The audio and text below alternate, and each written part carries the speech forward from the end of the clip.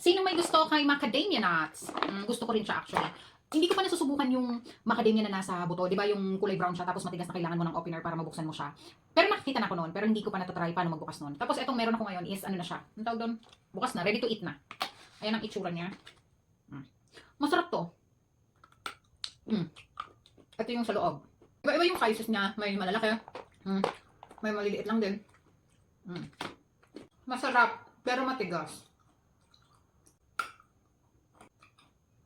Nabasa ko nga kung ano ba yung benefits nitong macadamia nuts. Ang sabi, macadamia nuts daw are naturally low in sugar tsaka sa carbohydrates. Tapos may mga essential nutrients din daw siya, katulad ng antioxidants tsaka dietary fiber na nakakatulong at pwedeng mag-manage ng risk or conditions ng mga cardiovascular diseases, diabetes, and digestive health issues. Isa din daw to sa magandang source ng protein. Tatandaan, hindi porket sinabing healthy siya, marami siyang health benefits, pwede mo nang i-consume kahit ilan ang gusto mo. Hindi. May required pa rin na may kailangan pa rin sundin kahit papano sa tamang pag-consume ng macadamia nuts. At according naman sa nabasa ko, around 30 grams lang daw per day or around 15 nuts, whole nuts, 10 to 12, 15 pieces of nuts per day ang pwedeng i-consume.